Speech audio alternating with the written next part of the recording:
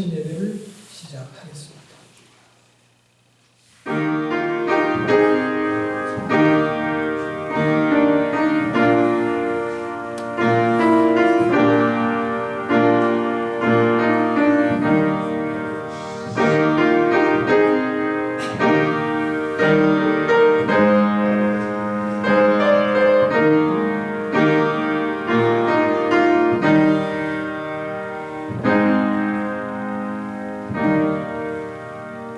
너희가 짐을 서로지라.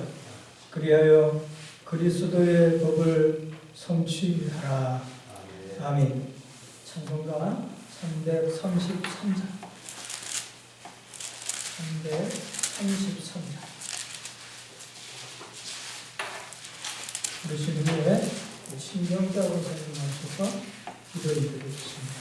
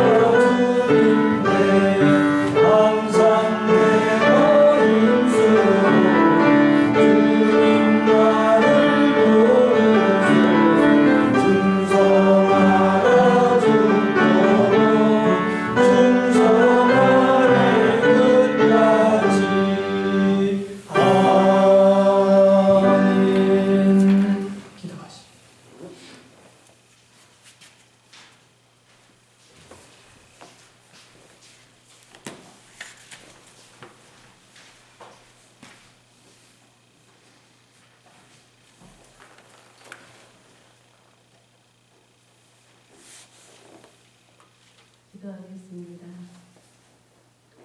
사랑이 많으시고 은혜가 풍성하신 하나님 아버지, 은혜를 진심으로 감사드립니다. 2022년을 주님의 가운데 한 해를 복되게 보내게 하시고 이제 2023년 새해를 맞았습니다. 아버지, 이제 1월 둘째 주 아버지 예배를 아버지 허락해 주시니 감사합니다. 난제를 위해 아버지 은혜 받게 하시고 이 저녁에 아버지 찬양 예배 특별히 아버지 대미교회 임원으로 세워주신 아버지 임원 헌신 예배로 드리고자 하니 하나님 아버지 이 귀한 예배를 받아 주시옵소서. 아버지 대미교회를 이곳에 세워주시고 아버지 하나님 이곳에 아버지 하나님 은혜 중대로 아버지 세워주시니 감사합니다. 아버지 하나님 먼저 택한 우리들 택함받은 우리들 아버지 이곳에 보내주셔서 아버지 하나님 성도의 삶 아버지 직분자의 삶을 아버지 살아갈 수 있도록 인도해 주시니 감사합니다. 아버지 하나님 대미교회를 지금까지 아버지 하나님 지켜주시고 함께해 주신 감사합니다. 아버지 선진 믿음의 선진들 아버지 하나님 이 교회를 위해 아버지 봉사하며 헌신하며 수행하는 아버지 그 아름다운 아버지 하나님 희생을 아버지 하나님 본받아서 우리 대미교회가 지원에 이르는 줄 싸우니 아버지 하나님 그 아름다운 아버지 선진들의 믿음을 본받는 우리 대미교회 모든 아버지 성도님들 특별히 아버지 직분자들 다 될 수 있도록 인도하여 주시옵소서. 아버지 하나님 2023년도에 올해 이제 대미교회 아버지 하나님 나아갈 바를 하나님 밝게 하게 하옵시고 아버지 하나님 대미교회 모든 계획위에 아버지 모든 세워주신 아버지 하나님 모든 계획이 하나님 은혜 가운데 올해 아버지 하나님 풍성하게 복되게 이루어지는 귀한 아버지 대미교회 모든 기획위원회 계획에 아버지 사업에 허락하여 주시옵소서. 아버지 하나님 귀하신 목사님 아버지 세워주시고 아버지 때를 따라 말씀을 전하게 하시니 감사합니다. 아버지 우리들 그 말씀에 아버지 하나님 정말로 아버지 하나님 말씀 한마디 한마디 새겨듣게 하옵시고 정말로 우리들의 신앙이 잘 자라고 아버지 성도의 삶을 잘 살아가는 우리 대미교회 모든 성도님들 모두가 다 되게 허락하여 주시옵소서. 아버지 하나님 귀하신 장로님 아버지 상의를 맡으셨습니다. 아버지 하나님 대미교회 아버지 굳은 일 아버지 모든 일을 이끌어가시는 장로님 아버지 은혜를 더하여 주시옵소서. 영육간에 강건함 허락하여 주시옵소서. 또한 아버지 하나님 평창지방의 아버지 하나님 주로 요직을 겸하고 있사옵나이다. 모든 아버지 하나님 맡은 직무 잘 감당하고 아버지 하나님 은혜롭게 아버지 하나님 이루어지는 은혜가 있어지게 허락하여 주시옵소서. 아버지 우리 대미교회 아버지 하나님 모든 성도님들 가정 아버지 형편과 사정을 잘 아시는 줄 일사오니 아버지 모든 가정이 믿음이 아버지 하나님 충만하고 아버지 하나님 범사가 잘 되는 모든 가정들이 되게 허락하여 주시옵소서. 아버지 특별히 아버지 하나님 신앙하면서 아버지 열심으로 아버지 하나님 믿음 생활하며 예배 생활하며 특별히 아버지 직분자로서 아버지 하나님 선교에 힘쓰며 봉사에 힘쓰며 아버지 하나님 교회를 섬기고 이웃을 섬기는 모든 성도님들 다 되게 또한 아버지 하나님 직분자들 다 되게 허락하여 주시옵소서. 모두가 아버지 각 기관장들 아버지 하나님 모두가 아버지 협력해서 목사님을 보좌하며 아버지 교회를 잘 이끌어나가는 모든 아버지 하나님 부원들이 아버지 임원들이 다 될 수 있도록 인도하여 주시옵소서. 아버지 하나님 이제 코로나도 아버지 하나님 긴 세월 동안 흘러오고 있습니다. 아버지 속히 종식되어서 아버지 하나님 이제 경제도 살아나고 아버지 하나님 나라가 아버지 평안할 수 있도록 인도하여 주시옵소서. 대통령에게 지혜 주셔서 나라를 잘 이끌어가게 하옵시고 모든 이정자들 아버지 하나님을 아버지 두려워하며 경외하며 나라를 이끌어갈 수 있는 아버지 하나님 정치인들이 다 될 수 있도록 인도하여 주시옵소서. 그래서 아버지 정말로 아버지 모든 시민들이 아버지 하나님 평안하게 행복하게 잘 살아갈 수 있도록 아버지 복된 한 해가 되게 허락하여 주시옵소서. 아버지 오늘도 이 시간 귀하신 목사님 말씀 주실 때 아버지 하나님 은혜를 더하여 주시옵소서. 생명의 말씀 되게 하옵시고 아버지 하나님 전하시는 목사님 또한 건강 지켜주시옵고 가정에 또한 건강하게 하여 주시옵소서. 모든 것 주님께 맡기며 예수님의 이름으로 기도드리옵나이다.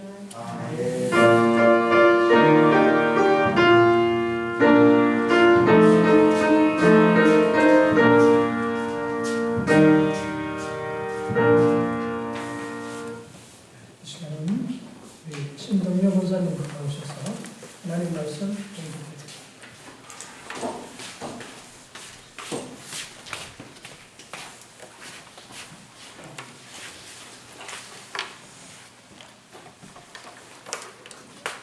하나님 말씀은 로마서 14장 5절에서 9절까지입니다. 봉독하겠습니다. 어떤 사람은 이 날을 전할 때 낮게 여기고 어떤 사람은 모든 날을 각해 여기나니 각각 자기 마음으로 합정할지니라. 나는 중히 여기는 자도 주를 위하여 중히 여기고 먹는 자도 주를 위하여 먹으니 이는 하나님께 감사하니요 먹지 않는 자도 주를 위하여 먹지 아니하며 하나님께 감사하느니라. 우리 중에 누구든지 자기를 위하여 사는 자가 없고 자기를 위하여 죽는 자도 없도다. 우리가 살아도 주를 위하여 살고 죽어도 주를 위하여 죽나니 그러므로 사나 죽으나 우리가 주의 것이로다. 이를 위하여 그리스도께서 죽었다가 다시 살아나셨으니 곧 죽은 자라 산 자의 주가 되려 하시니라. 아멘. 아멘.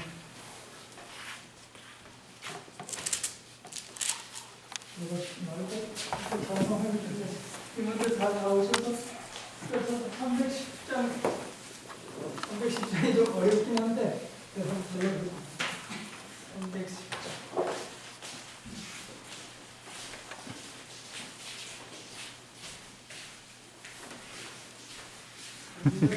장을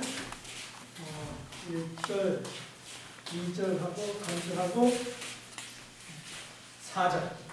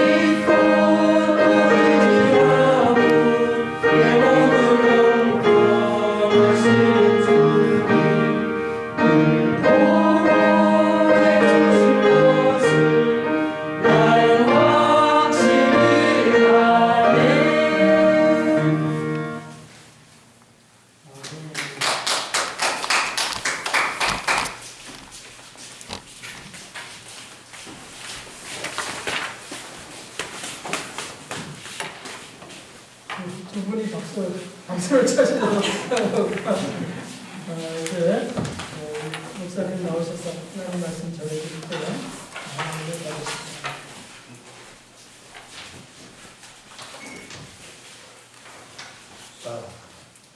요즘에 이제 우리 신앙적인 얘기는 아닙니다만 노래 중에 재밌는 노래가 있더라고요. 좋습니다라는 노래가 있던데 대중가요 모든 젊은 가수들이 노래인데 좋습니다라는 노래가 있더라고요. 근데 제가 왜 이 얘기를 했냐면 우리 임원들이 같이 와서 이렇게 여러분들이 찬양하고 헌신하니까 굉장히 좋습니다.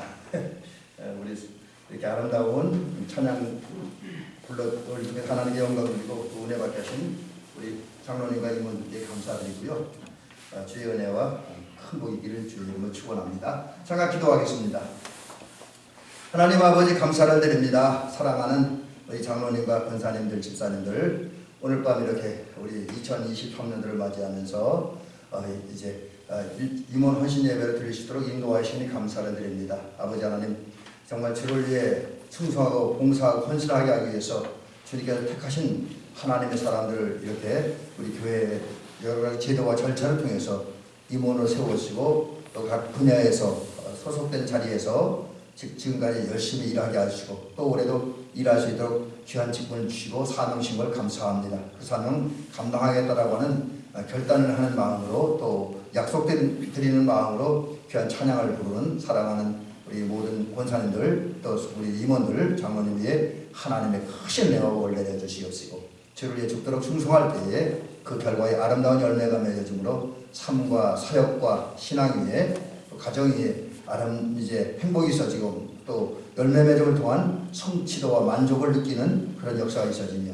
특별히 열매 맺음으로 하나님께 영광 돌리고 또 이제 주님의 제자라는 것이 또 주의 일꾼이라는 것 증명되는 은총을 허락하옵소서. 오늘 귀한 말씀 주실 줄 믿고 예수님의 이름으로 기도를 드립니다. 아멘.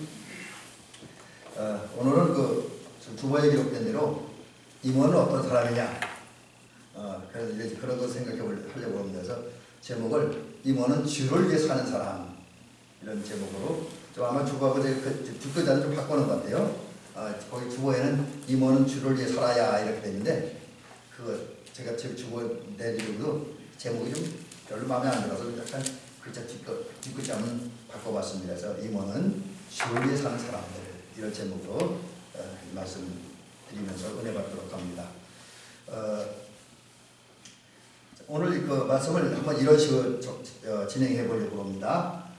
우선 그 예수님 시대와 현대 교회에서 예수님을 따랐던 신앙인들의 그 모습을 이제 두 가지 이렇게 나눠서 말씀드리고, 그리고 나서 교회에 왜 임원들이 세워지게 되었는가. 이건 뭐 물론 우리 장로님이나 권사님 잘 아시지만 그래도 헌신예배이기 때문에 다시 한번 정리를 해드리고, 본문을 통해서 임원은 어떻게 살아있는가, 이제 이것을 살펴보려고 합니다.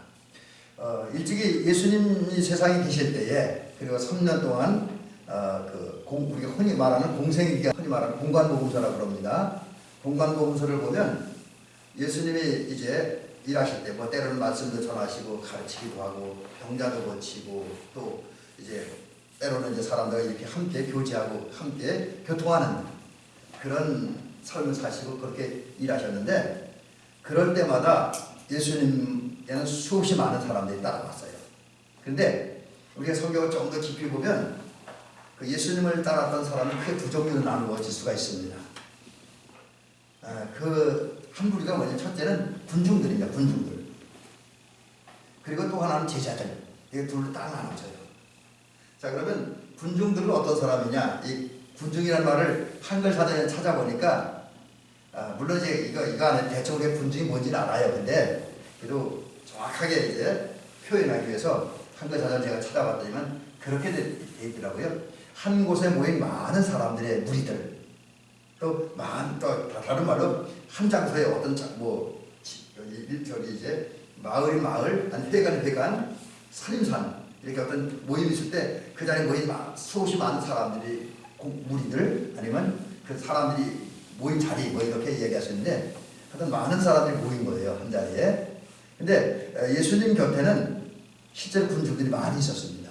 예를 들면 예수님께서 가버나움에 계실 때에 마가복음 2장에 보니까 어떤 사건이 있었냐면, 얼마나 많은 사람들이 왔는지 문 앞까지 들어설 자리가 없었다. 지금 성경에는 들어설 자리가 없었다, 그렇게 이제 기록이 되는데, 사실 이 표현은 아쉬움이 있어요. 번역상에 좀 아쉬움이 있는데, 우리가 전에 사용하던 개역 성경에서는 용신할 수 없었다, 그렇게 되는데, 용신 자체라는 말은 사실 현대인들이 잘 쓰지 않는 말이기 때문에 어려운 말입니다. 근데 그 말은 무슨 뜻이냐면, 용신할 자리가 없었다. 그러니까 발 들여놓을 틈도 없었다. 얼마나 많은 사람들이 왔는지 발 들여놓을 틈도 없었다. 또 몸을 움직일 수 없었다. 뭐 이런 의미를 가지고 있었더라고요. 자, 그와 같이 예수님께서 가버나움에 계실 때 많은 사람들이 몰려왔습니다.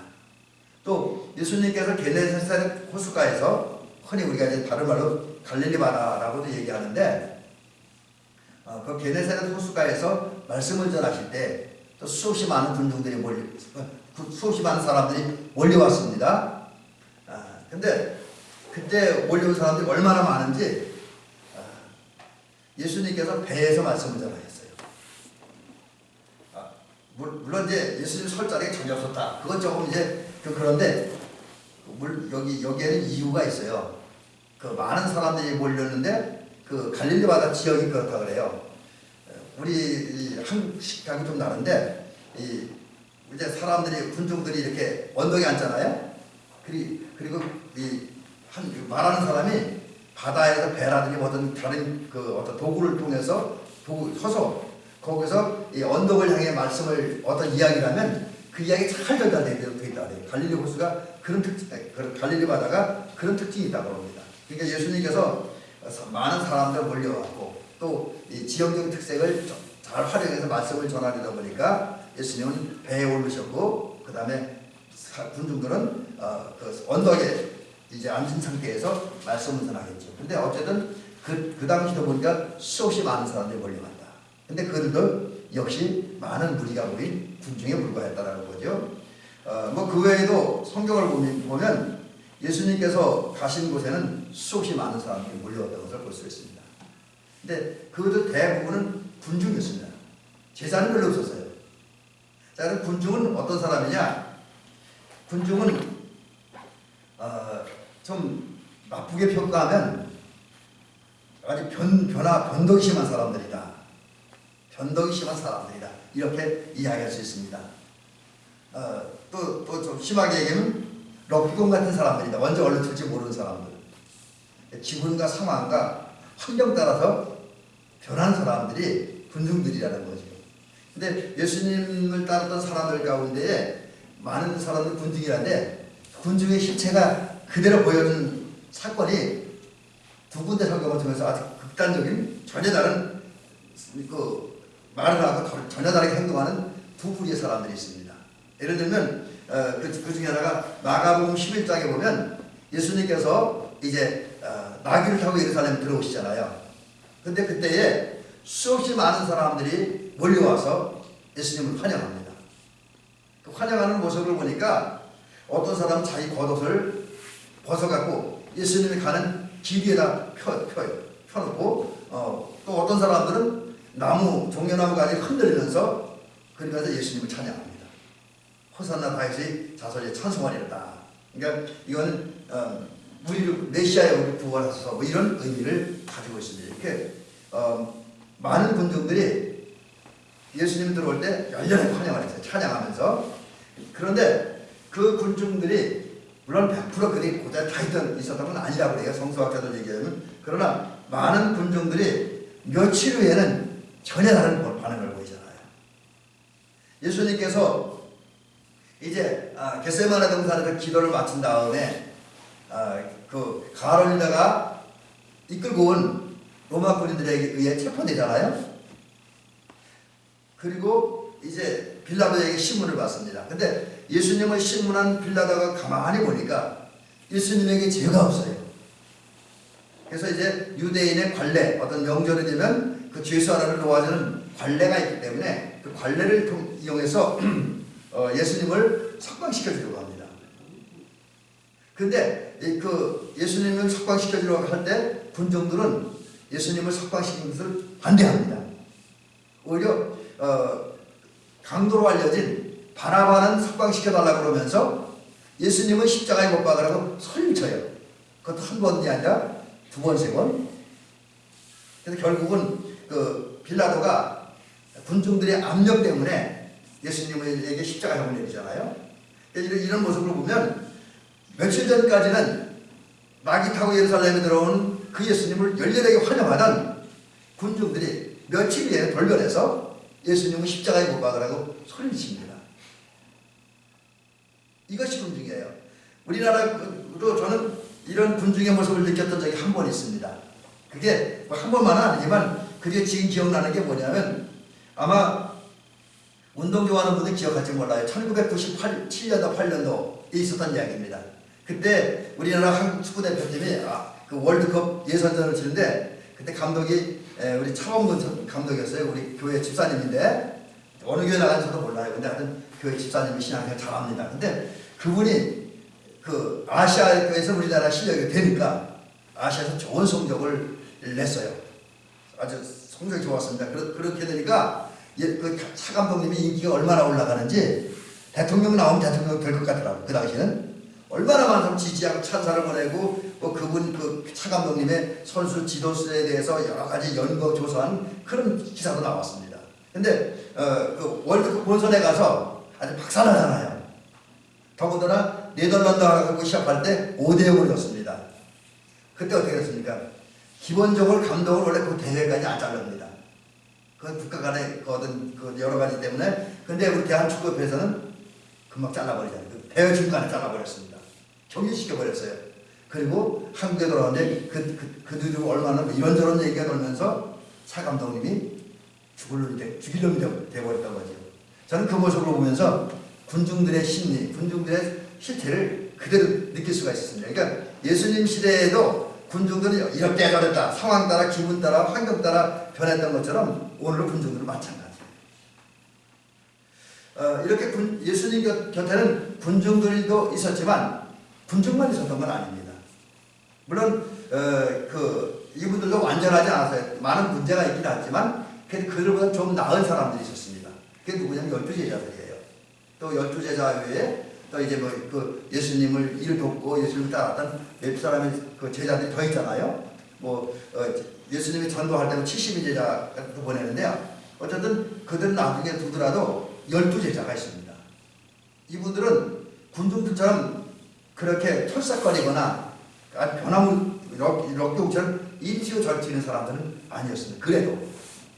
그리고 썰물처럼 이렇게 쭉 몰려 이제 들어오는 바닷물처럼 몰려왔다가 사라져가는 바닷물처럼 사라지는 그런 군중들은 아니었다라고 하는 거죠. 적어도 12제자는 예수님께서 로마 군대에게 체포되기 전까지는 그래도 항상 예수님 곁에 있었습니다. 항상 예수님 곁에 있었어요. 그리고 항상 예수님 가시는 것을 따라갔고요. 그리고 그러면서 예수님이 하시는 말씀을 잘 들었어요. 또 예수님이 하시는 수없이 많은 일들을 보았습니다. 그 나름대로는 예수님을 위해 살겠다라고, 심지어 베드로 같은 경우는 예수님을 위해 죽겠다는 다짐과 결단까지 했잖아요. 그래서 예수님께서 치유의 만탄석상에서 오늘 밤 너희들이 다 나를 버릴 것이라고 말씀하실 때 베드로가 뭐라고 대답합니까? 자기는 주와 함께 죽을지언정 결코 주님을 부인하지 않겠다고 장담했잖아요. 큰 소리 쳤습니다. 이게 사실은 거짓말이 아니라 실제로 베드로의 중심이었습니다. 진실한 마음이었고 그 마음의 표현이었습니다. 물론 이제 연약하다 보니까 부족하다 보니까 예수님을 3번 부인하는 그 실수도 범하지만 그래도 제자들은 군중들처럼 이렇게 순간순간 왔다 갔다 하는 그런 군중들은 아니었고 늘 예수님 곁에 있었고 예수님 말씀을 들었고 예수님 하신 일들을 봤고 예수님을 닮으려고 노력했고 예수님을 살려고 노력했던 사람들입니다. 근데 오늘날도 똑같아요. 과거에 예수님을 곁에 있던 사람들 가운데 군중들이 있었고 제자들이 있었던 것처럼 오늘도 우리가 이제 흔히 한국에 교인들이라고 그러는데 이제 종교적인 틀에서만 얘기를 합니다. 근데 그런 면에서 교인들도 군중부 같은 교인이 있고요. 그다음 정말 제자와 같은 그분들은 교인이 아니라 성도가 있습니다. 자, 그러면 이제 현대 교회에는 우리 성도의 모습을 한번 이렇게 살펴보려고 합니다. 현대 교회에는 군중 같은 교인, 근데 군중도 못 되는 교인도 있습니다. 우리 아마 들어보신 분이 있는지 모르겠는데, 제가 옛날에 이렇게 말씀을 공부하는 모임에 가니까, 이제 말씀을 이제 전달하고 가르치는 교수님께서 그 얘기를 하다고, 현대교회는 가난한 교인들인데, 여러분, 가난한 교인은 좋게 들리죠? 되게 안 좋은 겁니다. 쉽게 얘기하면, 가난한 교인은 예수 믿는다고 말을 해요. 또 어느 교회 소속은 되어 있습니다. 근데 교회는 잘 안 나가. 그렇다고 아주 안 나가는 건 아니고 나가는데 자기 필요 때 자기가 필요할 때 또 아니면 특별한 사건이 있을 때 나갑니다. 마치 미국 사람들이 평상시에 교회를 나가는데 죽을 때까지 3번은 교회 간다 그러잖아요. 제가 듣기는 태어날 때 간다 그러던가 그리고 장가갈 때 그 다음에 죽을 때 교회 장례시켜주니까 그때만 교회 간다는데 한국에도 그 정도까지는 아니고 그런 비슷한 교인들이 있다는 거지. 집회도 예배도 잘 참석 안 하고 또 그리고 이제 전혀 삶 자체가 신앙인답지 않게 사는 거예요. 그러나 그 자신은 예수 믿는다고 말하는 거예요. 그래서 그런 사람을 가리켜 가난한 교인이라고 얘기합니다. 그 다음에 두 번째는 군중 같은 교인들이 있다고 하는 거예요. 군중들.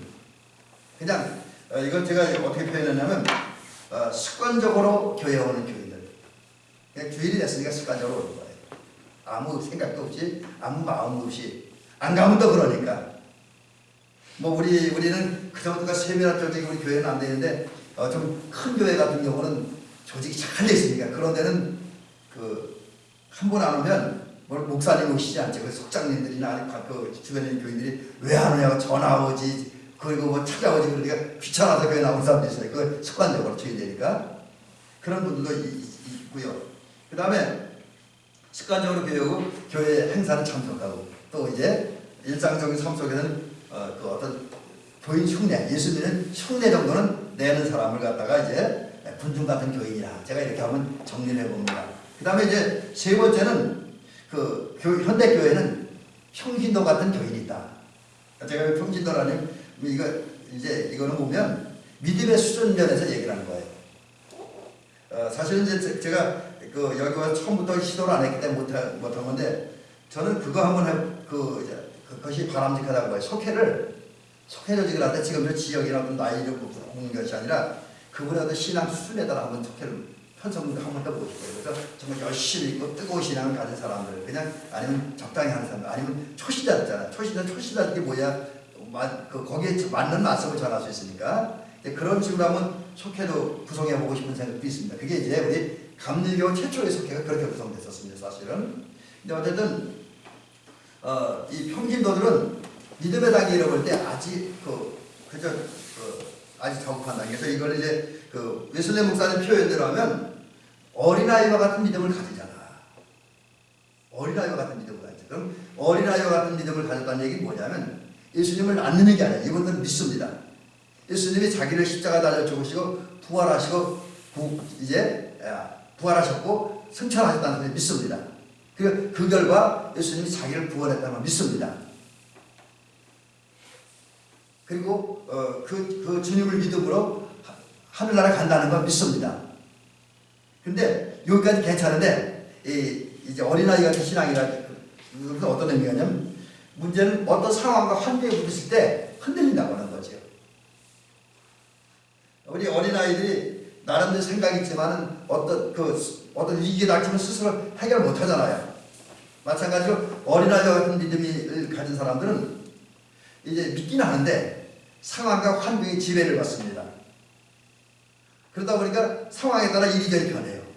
믿음이 좋았다가 믿음이 떨어졌다가. 그래서 어떤 분은 그 얘기하더라고요.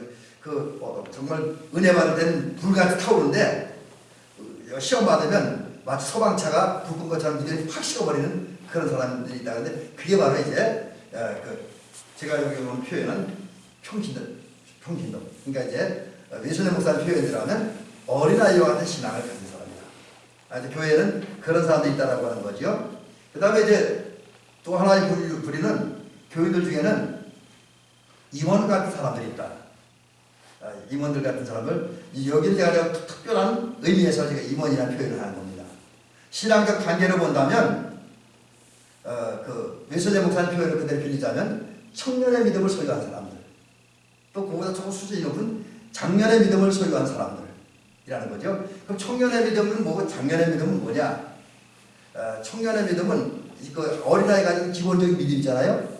거기에 은혜를 받음으로 뜨거운 심정을 갖는 거예요. 뭔가 주님을 헌신해야겠다. 교회를 헌신해야겠다. 또 내 주변은 믿음의 동역자들을 위해서 헌신해야겠다. 또 더 나아가 지역사회를 위해 헌신해야겠다는 뜨거운 열정을 가지고 있어요. 신앙적인 열정, 헌신에 대한 열정이 있는 사람들이에요. 근데 이분들은 열정은 있는데 아직 성숙하지 못했어요. 뜨거움이 있는데 그 뜨거움은 또 어느 순간 확변할 수도 있어요. 마치 뜨겁게 연애하는 연인들이 어느 날 갑자기 이별을 구하는 것처럼 그럴 수도 있다라고 하는 거죠. 그리고 열정은 있는데 열정 가지고 일어나 보니까 성숙하지 못해서 이런저런 문제를 일으키는 그 정도의 수준의 믿음의 사람들. 그러나 임원들 중에는 그 정도만 돼도 그래도 문제는 있을 수 있지만 그래도 어린아이의 믿음을 가진 사람보다 이 정도면 좀 나아진 거지요.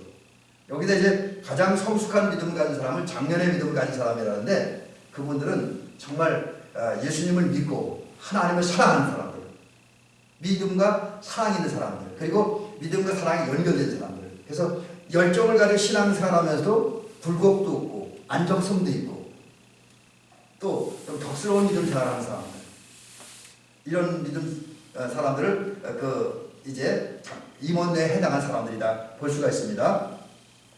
그런데 오늘 우리가 임원하신 예배를 드리고 지금 여기 모인 분 가운데 임원이 아닌 분들 사실 한 분도 없습니다. 우리 우리 특성하실 때 박지호 권사님하고 박기호 권사님은 안 나오셨지만 우리 권사님도 임원이에요. 왜냐하면 분명히 권사님이잖아요, 그죠? 다만 이제 교회 제도상 이제 원로가 돼서 그렇지 그래도 하여튼 직분자입니다. 그렇죠? 자, 그러면 직분자는 어떤 사람이고 어떻게 세워졌는가? 이것을 이제 말씀드리려고 하는데, 교회가 왜 임원을 세웠는가? 또 오늘날 왜 교회는 임원이 필요한가? 하는 것이죠. 그것에 대한 해답은 사도행전 6장에서 찾을 수가 있습니다. 사도행전 6장을 통해서 왜 그런 교회의 임원이 세워졌는가? 그 배경, 원인 같은 걸 먼저 말씀드립니다. 그리고 결론 부분으로 임원은 어떻게 살아야 되는지 말씀드릴게요. 자, 오늘 보면 성경을 보면 초대교회는 처음에 참 은혜로웠지요. 이제 우리 보통 초대교회라고 하는데 정확히 얘기하면 예루살렘 교회입니다. 예루살렘 교회는 대단히 은혜로운 교회입니다. 저는 그래서 제가 성경 중에 가장 많이 읽고 또 좋아하는 말씀 중에 하나가, 또 제가 우리 몇 번 우리 새벽기도 때도 그 얘기 했던 것 같은데, 제가 신학교 때부터 지금까지 버리지 않은 꿈이 있어요. 목회자로서 제 자신을 신학에서 버리지 않은 꿈이 하나 있습니다. 사도행전 2장 32절부터 갑자기 저수가 생각이 안 나는데 42절인가요? 근데 거기부터 마지막 절까지. 그 다음에 사도행전 4장 마지막 부분. 거기에 보면 예루살렘 교회의 모습이 아름답게 표현되어 있어요. 모이기는 쓰고 모이면 기도하고 찬양하고 또 사도들의 가르침을 받고 성도의 교제를 나누고 또 성도들께 떡을 떼고 또 교회 내에서 좀 부유한 사람들은 자기 있는 밭을 판다든지 이런저런 모양 헌신해서 가난한 교우들을 돕고, 그래서 가난한 교회 안에는 예루살렘 교회는 극빈자가 하나도 없었다는 그 아름다운 모습에서 하나님과 사람에게 칭찬되는 교회였다는 거죠. 그래서 사실 이런 교회의 모습을 꿈꾸면서 그런 교회가 되기를 위해서 끊임없이 기도하고 있습니다. 근데 그랬던 교회인데 여기에 문제가 생겼지요. 무슨 문제입니까? 결국 초대교회 예루살렘 교회가 한 일은 이제 사도들이 말씀을 가르치고 전하는 일을 했습니다. 그리고 성도들이 은혜 받은 다음에 헌금을 해요. 그럼 사도들이 그 헌금을 가지고 가난한 사람들 부지하는 일을 했습니다. 근데 문제는 교인 수가 적을 때는 두 가지를 다 해도 큰 문제가 되지 않았습니다. 다 할 수 있어서 능히 할 수 있었습니다.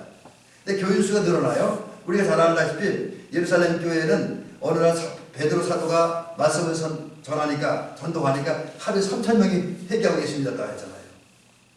또 어떤 데는 5,000명. 그 성경 숫자들을 보면 예루살렘 교회는 엄청나게 많은 교인들이 모였던 거죠. 좀 우리가 상식적으로 이해 안 되는 부분이, 예루살렘이 그렇게 큰 도시는 아닌데 과연 날마다 그렇게 많은 교인들이 모였을까 하는 생각을 들기도 합니다. 그러나 어쨌든 우리가 성경을 믿을 수밖에 없으니까 성경적인 기록에 의하면 예루살렘 교회는 많은 사람들이 모였어요.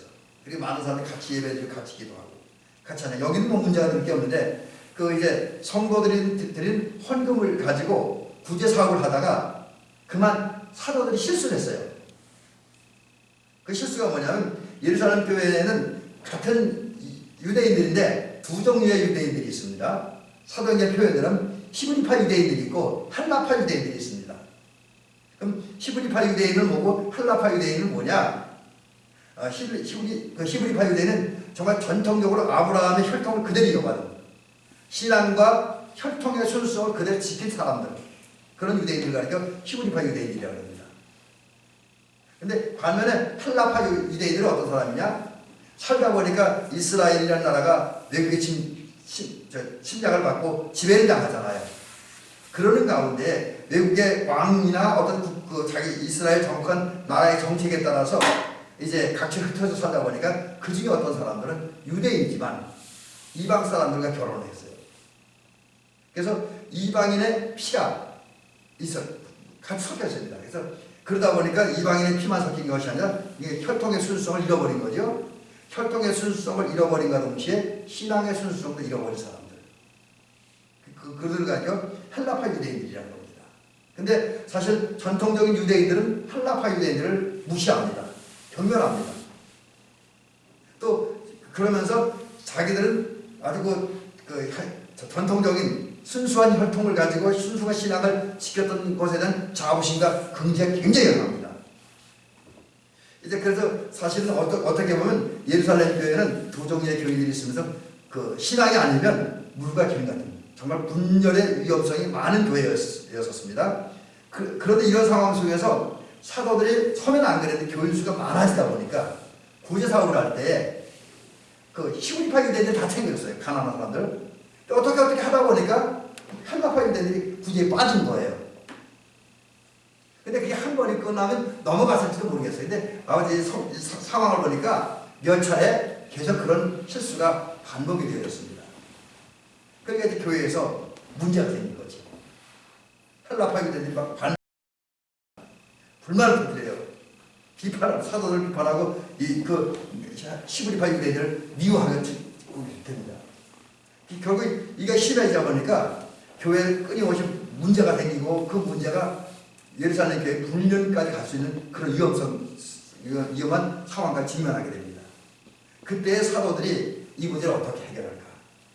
기도하다 결심합니다. 우리 사도들이 요즘 같은 목사님들이 하나님의 말씀 전하고 기도하는 것 제쳐놓고 굳이 하나님 일에 몰두하는 건 합당하지 않다. 우리는 주님으로 받은 사명인데 그건 하나님의 말씀 전하고 가르치는 것이다. 그리고 성도들을 기도하는 것이다. 우리는 그 일을 실수해야 되겠다. 옛날 성경에 그 일에 전무해야 되겠다 하는데 지금 성경은 힘쓰겠다고 번역이 되어 있더라고요. 정말 이제 말씀 전하고 기도하는 일에 모든 거 다 바치겠다는 거예요. 그 구제는 누가 하느냐? 구제는 우리 성도들 가운데 정말 능력 있고 실력 있고 성품이 되고 신앙이 된 사람들에게 맡겨야 되겠다. 그래서 결국은 사도들이 제안한 게 뭡니까? 너희 중에 7사람 선택하라. 우리가 흔히 말하는 7 집사님들입니다. 7 집사님들. 근데 여기에 이 7 집사님들을 선택하는 기준이 하나 있습니다. 사도들이 제시한 기준이 있는데 그게 뭐냐면 성령과 지혜가 충만해야 된다. 성령과 지혜가 충만해야 된다.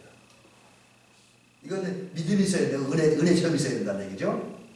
그리고 성령 충만함으로 하나님에게서 오는 신령한 지혜와 지식을 가진 그런 사람이에요.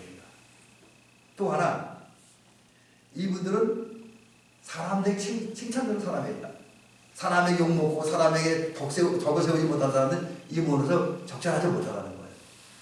성령과 지혜가 충만하고 사람들에게 칭찬되는 사람, 그런 사람을 이제 선택해서 7명을 천공해라.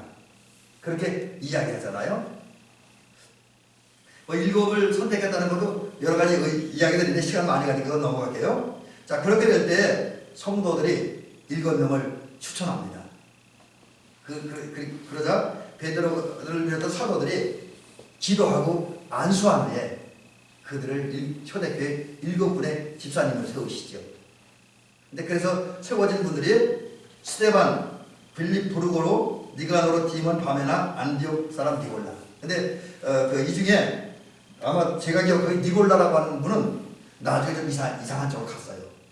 나중에 이렇게 다른 자리에서 보다 보니까 니골라는 좀 이단 쪽으로 갔더라고요. 나중에 좀 잘못됐습니다. 근데 어쨌든 성도들이 참고를 하고 성도를 추천했고 사도들이 안수함으로 7 집사님이 세워졌고 그 다음에 7 집사님들이 그 다음에 전념하는 게 뭐냐, 사도들이 말씀 전하고 기도하는 데 힘쓰니까 이분들은 이제 성도들이 드리는 헌금을 가지고 가난한 사람을 구제하는 데 요즘 말하는 재정관리에 힘을 쓴 거예요. 또 주어진 재정을 가지고 이제 가난한 사람을 돕는 일에 힘을 썼습니다. 바로 이런 과정을 통해서 교회의 임원이 생긴 거예요. 결국 교회 초대 예루살렘 교회에 문제가 생기니까 그 문제 해결을 위해서 임원이 세워졌는데, 임원이 세워지면서 나타난 특징이 뭐냐면 교회가 한 사람이 모든 일을 다 하는 게 아니라 요즘 말은 분업화되는 거지. 분업화된다. 사도들은 말씀 전하고 기도하는 거, 그에 전념하고.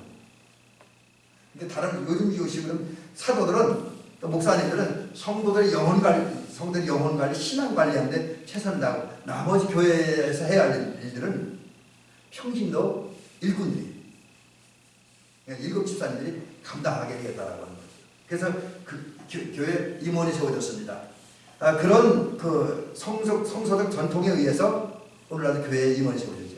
근데 하나 빼먹고 넘어갈 뻔한 이 중요한 얘기인데, 자 그러면 이제 성도들의 추천을 받아서 사도들 기도함으로 일곱 집사님이 세워졌습니다. 일곱 집사님이 세워진다는 결과는 어떻게 됐을까요? 오늘 그 사도행전 6장에 보니까 뭐라고 되어 있냐면 말씀이 점점 왕성해졌다. 그래서 이거를 제가 다른 우리 현대 성경을 번역된 걸 보니까 하나님의 말씀이 예루살렘, 아직까지는 이 복음이 성도들이 교회 예루살렘 밖으로 못 나갔잖아요. 아직 예루살렘 안에서만 전도하던 그런 시절입니다. 그래서 그 성경 다른 번역 성경을 보니까 하나님의 말씀이 예루살렘 지역에 더욱 강하게 지속적으로 선포되어지고 전해졌고 가르쳐졌다는 거죠. 사도들에 의해서. 또 이제 제자들은 주어진 그 교회에 드려진 헌금을 가지고 이제 그 성도들에게 가난한 성도 돕는 일을 열심히 하니까 모든 불평과 불만이 잠재워졌고, 그러다 보니 교회에 다시 내려오졌고 교회는 부흥해졌다라는 것이죠. 자, 이러한 그 사도 예루살렘 교회 전통을 따라서 오늘날 우리 교회에도 임원들이 있잖아요. 뭐 임원은 우리 감리교회만 있는 게 아니라 다른 교단 다 임원들이 있잖아요. 그래서 우리 감리교회가 정한 임원을 보니까 이렇게 돼 있어요. 여기 보니까 제가 이거는 우리 교리장정에서 우리 감리교회 법을 기록한 책이 교리장정이라는데, 우리 장로님 교리장정 가지고 계실 거예요. 지방일하고 연예일 하시니까. 근데 거기에 보면 여러 가지 이제 얘기가 있는데, 교회 임원이 어떤 사람이냐 정리해놨는데, 담임 목사님, 부목사님, 전도사님. 제가 근데 이제 전사님 제가 여기 교리장정에 보니까 셋으로 나눠놨어요. 그냥 전사님이고 신방 전사님이고 교육 전사님이다라고 하는 거죠. 이게 그냥 전사님은 정말 이분들은 다른 것 하지 아니고 흔히 말하는 요즘 신학생들은 젊은 목사들은 전사님들은 전임 사역자로 다른 건 안 하고 아직 목사 안수 받기 전에 또 단독목회 나가기 전에 정말 담임 목사님을 도와서 또 부목사님을 도와서 교회를 섬기는 그런 전사님들, 그걸 그냥 담임 전사님이라고 그러고요. 그 다음에 신방 전사님이 있습니다. 이분들은 우리 교회는 적으니까는 우리 아마 저희 권사님 같은 경우는 큰 교회 다니셨으니까 알 거예요. 교인들이 많으면 목사님들이 그 교회 다 신방할 수 없잖아요. 그렇죠? 제 친구 목사님 안산에 있는데 그 교회가 한 1,500명 정도 모인다 그래요. 근데 하도 교인들이 많으니까 권사님 이상 된 그 직구자로 권사님 이상 되는 분 신방만 해도 거의 1년 간대요. 그러니까 아예 집사님들이 평신도들은 담임 목사님 신방 못한대요. 여러분 큰 교회가 그러면 좀 아픈 거예요 사실은. 그럼 누가 신방하느냐? 전도사님들, 신방 전사님이나 아니 부목사님들, 교구 담당 목사님들이 신방 간다는 거예요. 이제 그래서 교인들이 많으니까 담임 목사님 다 할 수 없어서 담임 목사님 대리해서 신방을 전담으로 하는 전사님들을 보시죠. 물론 요즘은 이제 신방 목사님들까지 있습니다. 그 다음에 이제 교육전사님, 이거는 이제 아동부라든지 아니면 교회 어떤 교육 프로그램 만드는 것을 전문으로 하는 그런 이제 교육전사님, 이분들이 임원에 속하고요. 그 다음에 우리가 잘 아는데요, 교회 장로님, 권사님들, 집사님들, 그 다음에 이제 남녀선교회 회장들, 그 다음에 이제 각 부서의 회장님들, 그리고 당회서기까지. 근데 제가 좀 의문시됐던 게, 교리장정에는 교회 각 부부장님 있잖아요. 재무부장님이나 관리부장님 이런 분들은 임원에 들어가지 않았더라고요. 그래서 왜 그럴까 생각을 했다니까 해보니까 이유는 있어요. 사실은 각 부부장님 다 집사님, 권사님, 장로님이잖아요. 그러니까 굳이 두 번 기억하지 않은 것 같습니다. 자, 이제 그러면 이런 임원들인데 이 임원들은 어떻게 살아야 되느냐. 이제 몇 가지 이야기가 있는데 중간에 제가 한 얘기 빼먹고요. 우선 임원을 어떻게 살아야 되냐? 오늘 본문 말씀, 우리가 사실 5절부터 9절까지 우리가 읽었지만 오늘 제가 드리고 싶은 말씀은 6절 말씀입니다. 6절 말씀, 로마서 14장 6절. 여기 보니까 그렇게 되지. 6절 7절을 읽어드리겠습니다. 6절 8절인데 제가 잘못 봤습니다. 8절인데 우리가 살아도 주를 위하여 살고 죽어도 주를 위하여 죽으나니 그러므로 살아 죽으나 우리가 주의 것이로다. 우선 이 말씀을 보면서 우리 임원들 물론 모든 그리스도인이 이런 생각은 다 가지고 있어야 돼요. 나는 주의 것이다. 내 주인은 예수님이라는 거예요. 그리고 나는 예수님의 소유물이다. 소유물이라는 좀 표현이 그렇긴 한데 하여튼 예수님 것입니다.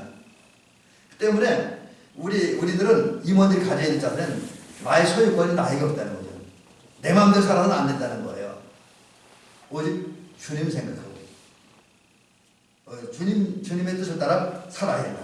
그리고 주님을 기쁘게 하는데 우리 삶의 목적을 둬야 된다라는 것이죠. 그런 이제 우선 나는 주님의 것이라는 사실을 꼭 기억하시기 바랍니다. 그런데 우리가 어떻게 살아야 되냐? 오늘 여기 14장 8절에 보면 주를 위해요. 바울 사도는 고백합니다. 살아도 주를 위해 살고 죽어도 주를 위해 삽니다. 여러분 그렇습니다. 우리는 사나 죽으나 오직 주를 위해. 오직 주를 위해. 자 그러면 이제 구체적으로 주를 위해 산다는 것이 뭐냐? 어떻게 사는 것이 주를 위해 사는 것이냐? 그것을 이제 제목만 간단히 말씀드리게 한 몇 가지로. 첫째는 우리 주를 위해 산다는 말을 특별히 임원들은 주님을 향한 믿음을 살아야 돼요. 근데 그 믿음이 어떤 믿음이냐? 두 가지를 이야기하고 싶은데 절대 믿음, 절대 믿음. 이건 아마 제가 그 전에 그 예수권 만들기 하면서 여러분들 절대 믿음에 대한 건 아마 7줄 강의, 8주간 설교했던 것 같은데, 그러니까 이건 다른 것과 이렇게 상대하는 거 아니냐? 오직 주님만 전적으로 바라보고 의지하는 그런 믿음입니다. 그 다음에 우리가 주를 위해 산 건 뭐냐? 절대 믿음 위에 더하여 일사각오의죠. 믿음. 일사각오의라는 말은 원래 주기철 목사님이 그 일제시대의 그 어떤 그 우상숭배라고 하는 신사참배라고 하는 그 요구에 대적하면서 했던 얘기가 일사각오입니다. 그래서 총량교서 일사각오라는 제목으로 설교했다가 바로 이제 그 일본 경찰에 체포되고 구속되었던 것이죠. 근데 일사각오는 뭐냐면 죽으면 죽으리라. 죽으면 죽으리라. 예수의 죽을 환경이 되면 죽을 것이라는 그런 신앙을 하게 된다는 거. 이게 주를 위해 사는 삶이고요. 그 다음에 두 번째는 예수님을 사랑해야 된다는 거죠. 이거 뭐 더 이상 말씀드리지 않고요. 그 다음에 이제 주를 위해 산다고 하는 것은 아까 우리 소유권이 나한테 없다 그랬잖아요. 하나님께 있다 그랬잖아요. 그러므로 하나님의 소유권이 있는 우리들은 하나님이 제시한 원칙, 삶의 원칙대로 살아야 돼요. 이게 성경에 기록된 말씀대로 살아야 된다는 거죠. 그래서 우리가 성경을 끊임없이 읽어야 된다는 거죠. 그리고 그런 가운데 깨달은 하나님의 말씀을 따라가는데 성경에 하라는 걸 하고 하지 말라는 건 안 하는 사는 것이 주를 위해 사는 삶이고요. 그 다음에 이제 네 번째는 정말 이제 교회 안에 들어와서 교회를 위해 살아야 된다. 이제는 이제 내 모든 자존심이란 내 모든 이권이란 내 모든 고집을 다 내려놓고 오직 교회를 위해서. 그냥 뭘 해도 교회를 위해서. 주님을 위해서 이제 생각하고 판단하고 결단하고 행동하고 말하는 저와 여러분들이 돼야 주님을 위해 사는 것이다 라는 것이죠. 그 다음에 이제 이것과 연결돼서 다섯 번째는 내가 가진 건강과 재능과 지혜와 지식과 또 어떤 필요한 어떤 경우는 재물을 교회를 위해서 주님을 위해서 사용할 수 있어야 됩니다. 그것이 주님을 위해 사는 것이고요. 또 여섯 번째는 우리가 섬김의 생활을 해야 돼요. 예수님을 섬기셨잖아요. 그러니까 우리는 위로는 주님을 섬기고 하나님을 섬기고 옆으로는 사람을 섬기는 그런 저와 여러분들이 될 줄 믿습니다. 마지막에는 우리가 주를 위해 살기 위해서 때를 얻든지 못 얻든지 또 주변 사람 듣든지 말든지 또 잘 받아들이든지 짜증을 내든지 그거 상관없이 주의 복음을 증거해야 된다는 거죠. 사실 이게 제일 어려운 것 같아요. 저도 이렇게 늘 설교를 하지만 어떤 이렇게 설교하면서 보면 그 설교를 부담스러운 교회들이 있거든요. 눈에 보여요. 근데 그런 분들 상대 설교하기 굉장히 힘들어요, 솔직히. 근데 그래도 해야 돼요. 그 안 하면 전 하나님하고 직무유기가 되는 건 혼나요. 여러분도 마찬가지입니다. 주변 사람들이 안 듣는다고 배척한다고 복음만 전하면 여러분 임원은 직무유기입니다. 성도도 직무유기예요. 하나님한테 칭찬드릴 게 못 됩니다. 그래서 우리가 주를 위해 살려고 하면 마지막 부분에서는 결국은 복음을 전하고 예수 사랑 전하는 저와 여러분들이 될 줄 믿습니다. 이제 말씀 마치겠습니다. 여러분, 우리는 하나님에 의해서 또 우리 교회 감리교회에 통해서 세워진 제도를 통해서 이제 교회 직분자가 됐습니다. 임원이 됐습니다. 그러므로 우리 대한민국 임원이다. 직분자다. 라는 사실 반드시 기억하시기 바랍니다. 그리고 직분자에게 또 임원에게 오직 주를 위해 살아가는 저와 여러분 되어주시기를 주의 이름으로 축원합니다. 기도를 드리겠습니다. 은혜로우시고 자비로우신 아버지 하나님 감사합니다. 사랑하는 우리 장로님과 권사님들, 집사님들 이렇게 모여서 오늘 2023년도를 맞이하면서 이제 우리 임원 헌신 예배로 드렸습니다. 아버지는 부족하고 연약합니다. 실수도 많이 합니다. 허물도 많습니다. 또 영적으로 믿음으로 봐도 정말 하나님 기준에 도달하지 못한 그런 우리들입니다. 그럼에도 불구하고 우리를 불쌍히 여기시고 긍휼히 여기시고 그래서 구원하시고 하나님의 자녀 삼으시고 하늘나라 백성이 되게 하셨습니다. 아울러 우리를 통해서 역사하시고 그 역사하신 후에 우리에게 면류관 주시기 위해서 상 주시기 위해서 복 주시기 위해서 또 이 땅에는 많은 영혼들을 구원하고 여기에 하나님 나라를 확장시키기 위해서 교회를 든든히 세워가게 하기 위해서 우리들을 임원으로 선택하시고 이제 또 제도를 통해서 세우시고 임명하시니 감사를 드립니다. 아버지, 이제 임원된 우리들 오늘 말씀을 들은 것처럼 오직 주를 위해서 살아가는 우리가 되어지게 도와주옵소서. 특별히 주를 위해 살아갈 수 있도록 성령께서 우리 마음에 자극을 주시고 동기를 허락하여 주시옵시고 깨달음을 주시옵시고 또 성령께서 우리를 주를 위해 살아야 되겠다는 뜨거운 열정과 열망을 주시옵시고 또 주를 위해 살려고 할 때 그렇게 주를 위해 살 수 있는 그런 능력과 추진력과 힘을 더하여 주시옵시고 또 주를 위해 살아갈 때에 하나님의 은혜로 이제 하나님의 뜻을 이루어가며 우리들은 사역에서 삶에서 열매를 맺음으로 보람과 만족을 느낄 수 있게 도와주시고 또 사람들에게는 교회 지체로서 임원으로서의 역할을 잘 감당하고 향기를 바라며 빛을 발하고는 등대 역할을 감당하는 우리가 되어지게 하옵소서. 그 결과 대미 지역에 복음이 더 강력하게 확산되어지게 하여 주시옵시고 많은 영혼들이 예수 믿어 구원하며 이르게 하옵시고 대미 교회가 든든히 서가며 힘이 있고 권세 있는 아름다운 교회가 되어지게 역사하여 주시옵소서. 예수님의 이름으로 기도를 드리옵나이다. 아멘. 221장 보시면서 예배드리는 경험해 주십니다.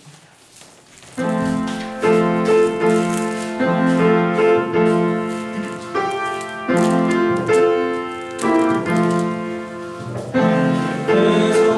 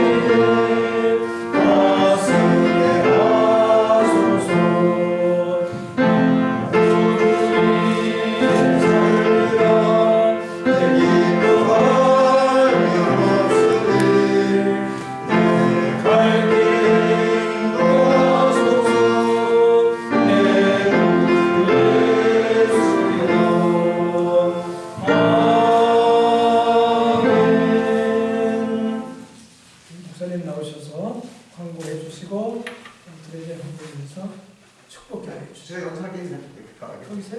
네. 자, 우리 광고 말씀부터 먼저 드리고 이제 기도하겠습니다. 우선 우리 임원 헌신 예배에 참석하시고 함께 헌신하고 예배드리신 우리 임원들과 우리 모든 성도님들에게 감사드리고 주의 은혜가 큰 복이 있기를 주의 이름으로 축원합니다.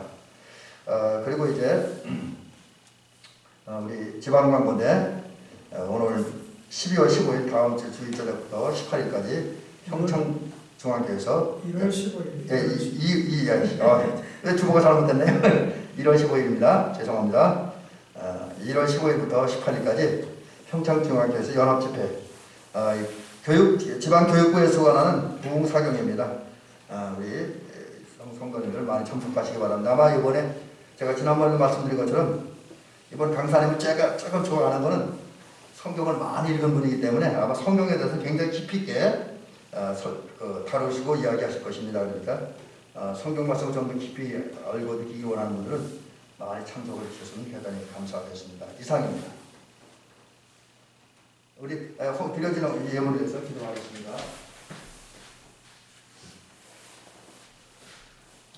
하나님 아버지 감사합니다. 사랑하는 우리 장로님과 우리 권사님들 또 우리 사랑하는 대명교회 집사님들 우리 교회 임원을 세우셨습니다. 여기에 또 각부 부장님들, 각부 이제 회장님들, 또 총무님들, 속장님들 그 여러 일꾼들이 세워졌습니다.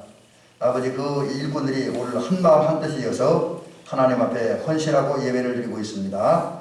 오늘 이 귀한 예배에 참석한 사랑하는 우리 모든 성도들과 임원들에게 하나님 큰 은혜를 더하시고 복을 주옵소서. 또한 하나님 아버지 헌신하며 예배하는 가운데에 귀한 물질 성도를 하나님께 드린 사랑하는 임원들이 있습니다. 아버지 정성과 믿음과 헌신된 마음으로 귀한 예물을 드렸습니다. 이 예물 받으시옵시고 정성 받으시옵시고 사랑 받으시고 믿음 받으시고 헌신됨을 받으시옵소서. 그리고 우리 임원들의 복을 주시되 주의 일을 감당할 수 있도록 오직 주를 위해 살아갈 수 있도록 영육간에 강건케 하여 주시옵시고 지혜와 청량함과 힘이 있어지게 도와주시옵시고 권세 있는 우리 임원들 되어지게 하옵소서. 아울러 하나님의 주신 지혜와 방법을 따라서 하나님의 능력 권능으로 농사하고 여러 가지 가정일을 해나갈 때에 하나님 그 모든이 순조롭게 진행되어지고 좋은 결과가 있어져서 올해는 성도들이 이제 삶의 보람과 만족을 느끼고 감사할 수 있는 일들이 많이 생기게 하옵소서. 재물도 모아지게 하여 주시옵시고 또 이제 재물이 모아지면서 우리가 그 재물을 잘 사용함으로써 하나님께 영광이요 사람들에게 덕을 세울 수 있을 만한 아름다운 식구들 되어지 역사하옵소서. 또 임원들이 하는 모든 일마다 잘 되어서 정말 선교적인 열매가 풍성하게 나타나게 하옵시고 또 가정마다 이제 우리 임원들 가정마다 큰 복이 임하게 하여 주시옵시고 또 우리 임원들 수고를 통해서 대미 지역에 하나님의 복이 더하고 널리 드러나고 나타나고 많은 사람들이 우리 때문에 복받는 역사가 있어지게 하옵소서. 예수님 이름으로 기도를 드리옵나이다. 아멘.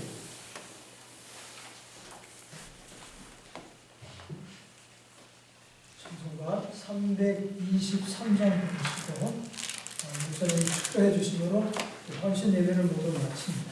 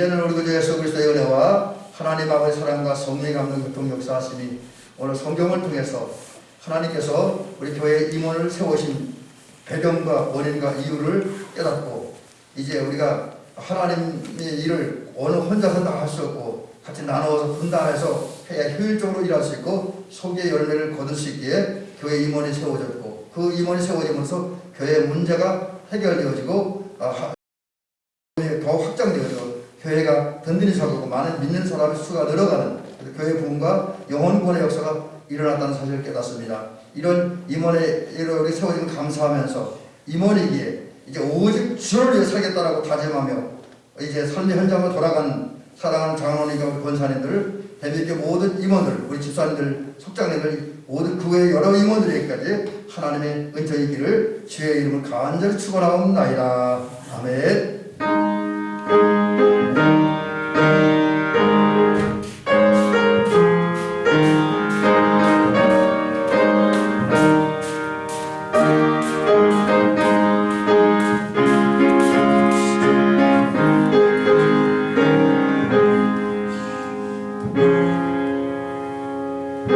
감사합니다.